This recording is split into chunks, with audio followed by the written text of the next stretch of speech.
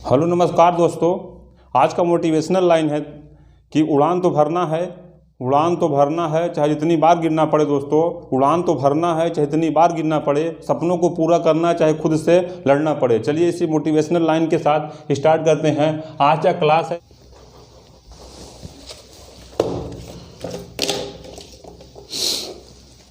Hello नमस्कार दोस्तों। आज का टॉपिक है राष्ट्रपति। राष्ट्रपति से संबंधित सारे महत्वपूर्ण जानकारी आपको मिलेगी। ऐसे जो क्वेश्चन बनते हैं एग्जाम दोस्तों वो भी देखने को मिलेंगे। चलिए देखते हैं राष्ट्रपति से संबंधित सारी महत्वपूर्ण जानकारियाँ।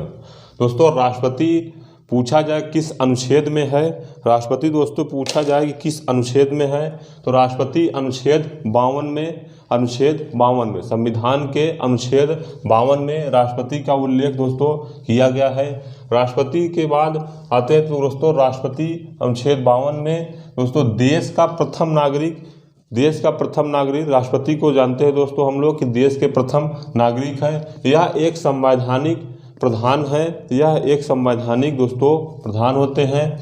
इनका कार्यकाल जो राष्ट्रपति बनने के बाद इनका जो कार्यकाल होता है वो 5 वर्ष का होता है। 5 वर्ष दोस्तों पूरा होने के बाद राष्ट्रपति का फिर से चुनाव किया जाता है, जिससे अगले राष्ट्रपति निर्वाचित होते हैं।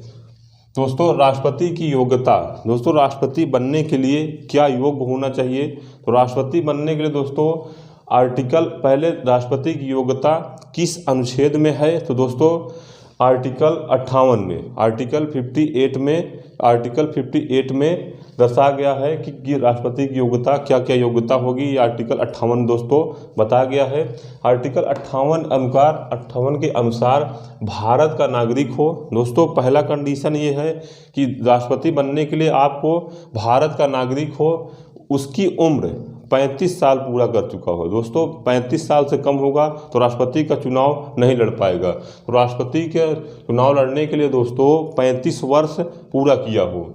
उसके बाद लोकसभा सदस्य निर्वाचित योग्य हो और चुनाव के समय किसी लाभ का पद न हो। दोस्तों चुनाव जब लड़ रहा हो, राष्ट्रपति का जो चुनाव दोस्तों लड़ेगा जो व्यक्ति, वो चुनाव के समय किसी लाभ का पद न हो।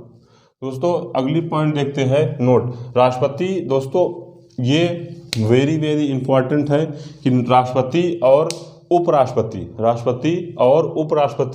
पद पर हो या संघ अथवा किसी राज्य के मंत्री परिषद सदस्य हो। संघ अथवा राज्य के किसी मंत्री परिषद का सदस्य हो और तो लाभ का पद नहीं माना जाएगा। दोस्तों ये इंपॉर्टेंट है कि इसमें संघ अथवा किसी राज्य का मंत्री परिषद हो तो दोस्तों चुनाव लड़ सकता है, इससे कोई दिक्कत नहीं है, तो लाभ का पद नहीं माना जाएगा। दोस्तों राष्ट्रपति के निर्वाचक मंडल आर्टिकल 54 राज्यसभा दोस्तों और लोकसभा राज्य के विधानसभाओं के निर्वाचित सदस्य रहते हैं। जैसे पुदुचेरी तथा दिल्ली विधानसभा के सदस्य शामिल होते हैं। दोस्तों चुनाव है कि राष्ट्रपति के निर्वाचक मंडल राज्यसभा और लोकसभा दोस्तों और लोकसभा तथा राज्य के विधानसभाओं से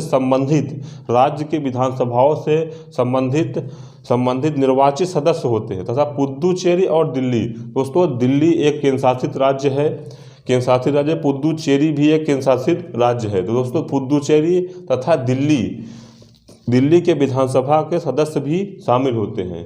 चलिए नेक्स्ट पॉइंट दोस्तों, नेक्स्ट पॉइंट है कि एक व्यक्ति चाहे जितनी बार चुनाव लड़ सकता है, चाहे जितनी बार राष्ट्रपति बन सकता है। दोस्तों नेक्स्ट पॉइंट है कि राष्ट्रपति के चुनाव में किसी विवाद संबंधित निपटारा कौन करता है। राष्ट्रपति के चुनाव में कोई दोस्तों विवाद हो जाए तो इसका निपटारा कौन करेगा, तो उच्चतम न्यायालय राष्ट्रपति के चुनाव में विवाद होगा तो उच्चतम न्यायालय दोस्तों इसका निपटारा करेगा। चलिए नेक्स्ट शपथ। दोस्तों शपथ कौन दिलाता है, शपथ से बहुत बार क्वेश्चन पूछा जाता है कि शपथ कौन दिलाता है। तो शपथ दोस्तों मुख्य न्यायाधीश अगर दोस्तों नहीं रहेगा, अनुपस्थिति है मुख्य न्यायाधीश की, तो उच्चतम न्यायालय के वरिष्ठतम न्यायाधीश शपथ दिलाते हैं। दोस्तों शपथ राष्ट्रपति की शपथ कौन दिलाएगा? तो मुख्य न्यायाधीश दोस्तों अगर नहीं है तो उसका ऑप्शन है कौन दिलाएगा दोस्तों, कि उच्चतम न्यायालय के वरिष्ठतम न्यायाधीश दिलाते हैं। दोस्तों एक बार फिर से देख लेते हैं और जल्दी से कि अनुच्छेद, दोस्तों एग्जाम में पूछा जाए कि अनुच्छेद किस अनुच्छेद में दर्शाया गया है, तो अनुच्छेद दोस्तों 52 देश का प्रथम नागरिक होता है और देश का संवैधानिक नागरिक होता है। दोस्तों राष्ट्रपति अपना पद कितने दिन तक ग्रहण करता है, तो 5 वर्ष तक। राष्ट्रपति की दोस्तों योग्यता क्या होनी चाहिए, ये आर्टिकल 58 में दर्शाया गया है, जो कि भारत का नागरिक हो, उसकी उम्र दोस्तों 35 साल हो और दोस्तों लोकसभा सदस्य निर्वाचित हो और चुनाव के समय किसी सरकारी या किसी लाभ का पद न ग्रहण किया हो। दोस्तों नोट पॉइंट में देखेंगे तो ये हम राष्ट्रपति उपराष्ट्रपति पद पर हो तो संघ अथवा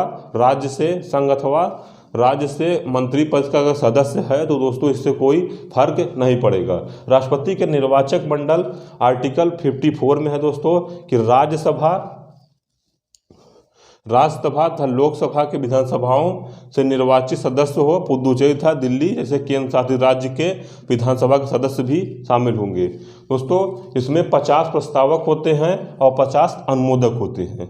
एक व्यक्ति चाहे इतनी बार चुनाव लड़ सकता है।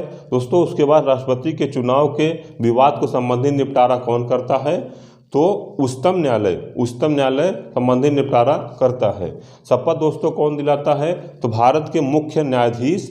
अगर दोस्तों मुख्य न्यायाधीश अनुपस्थित हैं तो कौन दिलाएगा, तो उच्चतम न्यायालय के वरिष्ठतम न्यायाधीश। चलिए दोस्तों देखते हैं किसी नेक्स्ट वीडियो में इसी का किसी नेक्स्ट टॉपिक के साथ। तब तक के लिए जय हिंद जय भारत।